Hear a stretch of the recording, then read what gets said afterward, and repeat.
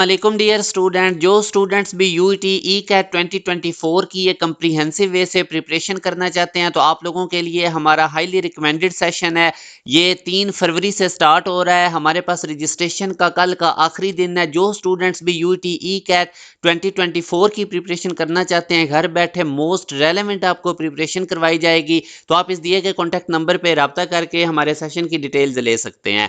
जिन बच्चों ने अभी तक हमारे व्हाट्सएप चैनल को फॉलो नहीं किया, जरूर करें। इसके थ्रू आने वाले दिनों में आप लोगों को मोस्ट इंपॉर्टेंट अपडेट्स मिलेंगी, लाइक ट्रेंडिंग फील्ड्स के बारे में बताया जाएगा, टॉप यूनिवर्सिटीज में कैसे स्कॉलरशिप लेनी है। तो इस तरह की तमाम अपडेट्स आपको हमारे व्हाट्सएप चैनल के थ्रू मिलती रहेंगी।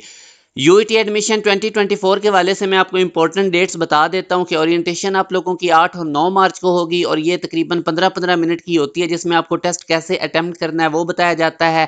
ई कैट का जो टेस्ट है वो 11 से 15 मार्च तक कंडक्ट किया जाएगा और लास्ट डेट अप्लाई करने की, एडमिट कार्ड जनरेट करने की 29 फरवरी है और जो ई कैट का रिजल्ट है वो 22 मार्च को अनाउंस कर दिया जाएगा। अभी आप लोगों के साथ एक इंतहाई इंपॉर्टेंट टॉपिक फिजिक्स का फ्रिक्शन का मैं आपको बताऊंगा। ये 2-3 पार्ट्स में मैं आपको कवर करवाऊंगा। हमारे यूट्यूब चैनल के साथ कनेक्टेड रहें ताकि आपको जो भी लेटेस्ट वीडियोस हैं वो टाइमली मिलती रहें। इसको सब्सक्राइब कर लें, बेल नोटिफिकेशन ऑन कर लें ताकि जो भी वीडियो है वो टाइमली आप लोगों को मिले। तो आज आप लोगों के साथ फ्रिक्शन का जो पहला पार्ट है, इसमें मैं काइनेटिक फ्रिक्शन डिस्कस करूंगा। ये यूईटी के ई कैट में काफ़ी इसमें से क्वेश्चन आते हैं, नस्ट के एंट्री टेस्ट में आते हैं। इंतहाई इंपॉर्टेंट टॉपिक है ये एंट्री टेस्ट के पॉइंट ऑफ व्यू से। और जो स्टूडेंट्स प्रॉपर वे से प्रिपरेशन करना चाहते हैं तो वो हमारा जो ऑनलाइन सेशन है वो आप लोगों के लिए हाईली रिकमेंडेड है। उसमें आपको तमाम सब्जेक्ट्स की तैयारी करवाई जाएगी, एक प्रॉपर वे से आप लोगों को वर्कशीट दी जाएंगी चैप्टर वाइज, साथ साथ आप लोगों के टेस्ट लिए जाएंगे। इस तरह आप लोगों का सिलेबस कंप्लीट होगा और आगे चल के आप लोगों का टेस्ट सेशन भी होगा सिलेबस के बाद, जैसे क्वार्टर बुक, हाफ बुक और फुल बुक करके। अच्छा बेटा, अभी आप लोगों ने याद रखना है कि जो फ्रिक्शन होती है ये बेसिकली रिलेटिव मोशन को अपोज करती है। जब भी दो बॉडीज उनके दरमियान रिलेटिव मोशन होती है तो उनके दरमियान जो फ्रिक्शन होती है उस रिलेटिव मोशन को अपोज कर रही होती है। या अगर कोई ऑब्जेक्ट रेस्ट पे है, जब हम उसको मूव करवाने की कोशिश करते हैं तो वो मूव नहीं करती, तो वो भी बेसिकली उसकी जो वो रेजिस्टेंस ऑफर कर रही होती है वो स्टैटिक फ्रिक्शन होती है। और उसकी जो मैक्सिमम वैल्यू कितनी वो लगा सकती है उसको हम लिमिटिंग फ्रिक्शन कहते हैं। तो जब फ्रिक्शन बेसिकली अपोज करती है टेंडेंसी ऑफ रिलेटिव मोशन को, कि जब कोई ऑब्जेक्ट रेस्ट पे है तो हम उसको मूव करवाने की कोशिश कर रहे होते हैं, तो वो बेसिकली जो टेंडेंसी ऑफ रिलेटिव मोशन को जो चीज़ अपोज कर रही है वो फ्रिक्शन है। तो इस तरह भी हम इसको डिफाइन कर सकते हैं। याद रखें, जो फ्रिक्शन होती है ये एक्ट करती है टेंजेंशियली अलोंग द कॉन्टैक्ट। तो जहां पे कॉन्टैक्ट हो रहा होता है दो सर्फेसिस का, उसके उसके अलोंग, टेंजेंट के अलोंग ये एक्ट कर रही होती है। जैसे ये हमारे पास एक ब्लॉक बी है, ये ब्लॉक ए है। अब अगर ये ब्लॉक ए राइट साइड पे मूव करता है तो अब बी देखेगा कि ये जो ए ब्लॉक है ये आगे की तरफ मूव कर रहा है, तो ये इसकी रिलेटिव मोशन को अपोज करेगा। तो पीछे की तरफ ये फोर्स लगाएगा बी ब्लॉक ए पे। ये अब ये जो एफ ए बी लिखा हुआ है इसका मतलब है कि ए ब्लॉक पे फोर्स लग रही है, कौन लगा रहा है, बी, और इसकी रिलेटिव मोशन के अपोजिट। अब इसी तरह जब ए ब्लॉक आगे की तरफ जा रहा होगा तो ये बी ब्लॉक को देखेगा कि वो पीछे है, तो ये भी इसकी वो मतलब इसको ए ब्लॉक को ऐसे लगेगा कि बी पीछे की तरफ जा रहा है।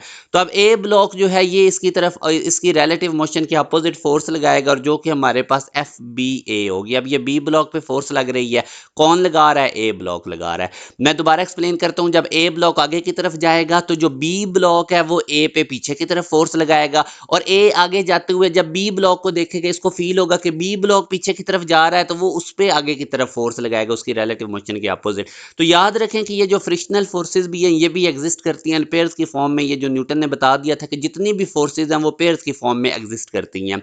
अब टाइप्स ऑफ फ्रिक्शन में अगर हम देखें तो एक स्टैटिक फ्रिक्शन होती है, जैसे मैंने आपको अभी बताया था कि कोई चीज़ रेस्ट पे है, जब आप उसको मूव करवाने की कोशिश करते हैं तो वो रेस्ट पे ही रहती है। वो जो आगे उसकी टेंडेंसी ऑफ रिलेटिव मोशन को अपोज कर रही होती है वो स्टैटिक फ्रिक्शन होती है। जब कोई चीज़ रिलेटिव मोशन परफॉर्म कर रही हो, दो सर्फेसिस के दरमियान भी एक फ्रिक्शन रहती है, कांस्टेंट रहती है, इसको हम काइनेटिक फ्रिक्शन कहते हैं। इसके अलावा रोलिंग फ्रिक्शन भी है, वो फिर मैं आगे चल के आपको बताऊंगा। आज आप लोगों को सिर्फ मैंने काइनेटिक फ्रिक्शन के बारे में बताना है। इंपॉर्टेंट टाइप की फ्रिक्शन है, इसमें से एंटी टेस्ट में किस तरह के क्वेश्चन आते हैं वो भी मैं आपको बताता हूँ। याद रखें कि जब भी दो बॉडीज में रिलेटिव मोशन होगी तो उनके दरमियान काइनेटिक फ्रिक्शन होगी, और इसको एफ के से डिनोट करते हैं। इसकी कांस्टेंट वैल्यू होती है। रिलेटिव मोशन पे मतलब ये कि स्पीड कम है ज़्यादा इस चीज़ पे डिपेंड नहीं करती है, कांस्टेंट होती है और ये डायरेक्टली प्रोपोर्शनल होती है नॉर्मल रिएक्शन के। डायरेक्टली का साइन हटाएंगे तो म्यू के आएगा जिसको हम कोफिशिएंट ऑफ फ्रिक्शन या काइनेटिक फ्रिक्शन कहते हैं। तो ये इंतहाई इंपॉर्टेंट फार्मूला है, इसको आपने याद रखना है, इसी के थ्रू ही अब हम इन एमसीक्यूज को सॉल्व करेंगे। और जो काइनेटिक फ्रिक्शन होती है ये रिलेटिव मोशन को अपोज करती है, ये भी आपने याद रखना है। अब ये एक पास्ट पेपर का क्वेश्चन है जो मैं आपसे डिस्कस करने लगा हूँ। डायग्राम के अकॉर्डिंग ये एक ब्लॉक है 4 kg का, एक सरफेस पे पड़ा हुआ है और 10 न्यूटन की राइट साइड पे इस पे फोर्स एक्ट कर रही है। तो आप लोगों ने फाइंड करनी है फ्रिक्शनल फोर्स और एक्सेलरेशन इस ब्लॉक में कितना होगा। म्यू के जो हमारे पास इन दो सरफेसेस के दरमियान कोफिशिएंट ऑफ फ्रिक्शन है वो 0.2 है। तो याद रखें जब भी आप लोगों ने फ्रिक्शनल फोर्स निकालनी, अब ज़ाहिर है आप अज्यूम करें कि ये मूव कर रही है तो काइनेटिक फ्रिक्शन ही होगी। तो सबसे पहले आप लोगों ने second condition of equilibrium apply करके नॉर्मल रिएक्शन फोर्स निकाल लेना है। ज़ाहिर है नॉर्मल रिएक्शन निकालेंगे तो तभी हम काइनेटिक फ्रिक्शन की फोर्स निकाल सकते हैं। तो अब अगर ये 4 kg का मैस है तो इसका जो वेट है वो वर्टिकली डाउनवर्ड एक्ट करेगा जो कि 4g है। W इक्वल टू mg होता है, तो m को g से मल्टीप्लाई करें तो डेट इज हमारे पास वेट आएगा 4g। और इसी तरह जो नॉर्मल रिएक्शन है वो इस वेट के बिल्कुल ऑपोजिट होता है। तो यहाँ से अगर आप sigma F Y equal to 0 second condition of equilibrium apply करें तो नॉर्मल रिएक्शन वेट के इक्वल होगा। और यहाँ से आप देख सकते हैं कि n equal to 4g, g की जगह 10 पुट करेंगे तो 40 आंसर आएगा। इसी तरह आप लोगों ने जब काइनेटिक फ्रिक्शन निकालनी है तो उसका फार्मूला अप्लाई करें। म्यू के हमें गिवन है, नॉर्मल रिएक्शन हम निकाल चुके हैं, 0.2 का पॉइंट रिमूव करें, 10 आएगा, 40 से कट के 4 तो 2 4 are 8 newton is the kinetic friction. अब हमें पता है कि applied force 10 newton right side पे है, तो जो फ्रिक्शनल फोर्स होती है वो इसके अपोजिट होती है रिलेटिव मोशन के, तो वो इस तरफ आएगी लेफ्ट साइड पे। अब जब आपने एक्सेलरेशन निकालना है तो न्यूटन सेकंड लॉ के according F equal to m में होता है। तो नेट फोर्स आप देखें 10 न्यूटन राइट साइड पे है, 8 न्यूटन लेफ्ट साइड पे है। तो 10 में से 8 को माइनस करें तो 2 न्यूटन हमारे पास नेट फोर्स होगी और m 4 है, a निकाल लें यहाँ से, तो ये हमारे पास हाफ मीटर पर सेकंड स्क्वायर के इस ब्लॉक में एक्सेलरेशन पैदा होगा। तो हमेशा आप लोगों ने पहले नॉर्मल रिएक्शन निकालना है, फिर काइनेटिक फ्रिक्शन निकाल लें उसका फार्मूला यूज करके म्यू के इंटू एन, और उसके बाद आप नेट फोर्स देके एक्सेलरेशन निकाल लें। अब ये एक इंपॉर्टेंट टाइप का क्वेश्चन है, ये भी आया हुआ है। जिस तरह आप ये देखें वही ब्लॉक है 4 kg का, सरफेस पे पड़ा हुआ है और उसके ऊपर एक फोर्स लग रही है 10 इंटू 2 रूट न्यूटन और ये 45 डिग्री का एंगल बना रही है हॉरिजॉन्टल के साथ। म्यू के की वैल्यू भी गिवन है। अगेन अब देखें आपने नॉर्मल रिएक्शन निकालना है, फ्रिक्शनल फोर्स निकालनी है और एक्सेलरेशन निकालना है। तो अब नॉर्मल रिएक्शन के लिए तो सबसे पहले आपको देखना पड़ेगा कि अपवर्ड डायरेक्शन में कितनी फोर्सेज हैं और डाउनवर्ड में कितनी है। तो आप लोग सबसे पहले जब भी ये इंक्लाइंड फोर्स होगी तो आपने इसके कंपोनेंट्स ड्रॉ कर लेने। पहले तो इस ब्लॉक का वेट देखें, उसी तरह वो W equal to M G downward होगा और M4 है, G हमारे पास 10 है, तो ये 40 वेट इसका आएगा। और नॉर्मल रिएक्शन भी हमारे पास वर्टिकली अपवर्ड एक्ट करेगा वेट के अपोजिट। उसके बाद अब अगर मैं इस फोर्स के दो कंपोनेंट्स बनाऊं तो ये वाला इसका एफ कॉज वाला कंपोनेंट्स बन जाएगा। अगर मैं एफ की जगह 10 इंटू 2 रूट और कॉज 45 1/2 रूट होता है, तो ये 2 रूट 1/2 रूट के 2 रूट से कट के 10 नहीं आंसर आएगा। एफ कॉज हमारे पास इस फोर्स का हॉरिजॉन्टल कंपोनेंट 10 आएगा। और दूसरा इसका वर्टिकल कंपोनेंट होगा जो कि हमारे पास नॉर्मल रिएक्शन के अलोंग आएगा, तो उसको मैं इधर बना लेता हूँ एफ साइन 45, तो उसकी भी वैल्यू 10 आएगी। अगर आप एफ की जगह 10 इंटू 2 रूट और साइन 45 1/2 रूट पुट करेंगे तो 10 आंसर आएगा। तो दूसरा काम आपने इस फोर्स को रिजॉल्व कर लेना है उसके रेक्टेंगुलर कंपोनेंट्स में। ये देखें राइट साइड पे इसका एफ कॉज वाला कंपोनेंट्स आ रहा है और वर्टिकली अपवर्ड इसका एफ साइन वाला आ गया।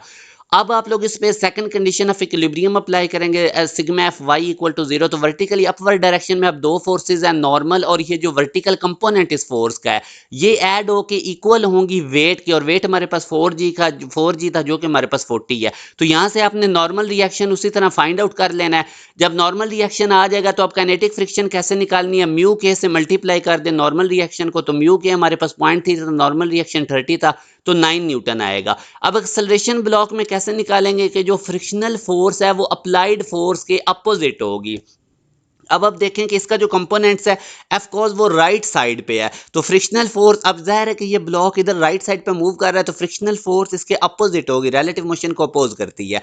तो अब एफ कॉज वाला कंपोनेंट हमने देखा था 10 आया था और ये हमारे पास 9 है, तो नेट फोर्स अब हमें पता है एम ए की इक्वल होती है और नेट फोर्स आप देखेंगे यहाँ पे 1 न्यूटन होगी और 4 इसका मैस एक्सेलरेशन यहाँ से आप निकालेंगे तो 0.25 मीटर पर सेकेंड स्क्वायर इसका आंसर आएगा। तो याद रखें कि हमेशा नॉर्मल रिएक्शन वेट की इक्वल नहीं होता। अगर इस तरह इंक्लाइंड फोर्स है जैसे इसमें आपने देखा था कि इसका जो वर्टिकल कंपोनेंट है वो नॉर्मल रिएक्शन में ऐड होके वेट के इक्वल आ रहा है। अब इसी कॉन्सेप्ट को सामने रखते हुए ये वाला क्वेश्चन अब आप लोगों ने खुद करना है। अब आप देखें ये फोर्स इस तरह डाउनवर्ड डायरेक्शन में इस पे एक्ट कर रही है, तो आप लोगों ने उसी तरह नॉर्मल रिएक्शन निकालना है, फ्रिक्शनल फोर्स और एक्सेलरेशन, और इन तीनों के आंसर आप लोगों ने कमेंट सेक्शन में बताने हैं। तो ये काइनेटिक फ्रिक्शन का टॉपिक था जो कि मैंने आपको इसमें सारा एक्सप्लेन कर दिया। अब इसमें से किसी टाइप का भी क्वेश्चन आएगा तो आप इजीली कर जाएंगे। इसके बाद मैं आप लोगों को स्टैटिक फ्रिक्शन और इसके रिलेटेड और भी कुछ कॉन्सेप्ट्स है वो भी बता दूंगा। और जो बच्चे भी प्रॉपर वे से प्रिपरेशन करना चाहते हैं तमाम सब्जेक्ट्स की अलॉन्ग टेस्ट सेशन इस थोड़े वक्त में, तो ज़रूर हमारे बैच को ज्वाइन करें जो 3 फरवरी से स्टार्ट हो रहा है। 1-2 सीट्स इसमें रह चुकी हैं। आप इस दिए गए कॉन्टैक्ट नंबर पर रब्ता करके तमाम डिटेल्स ले सकते हैं। अपना ख्याल रखिएगा। अल्लाह हाफिज़।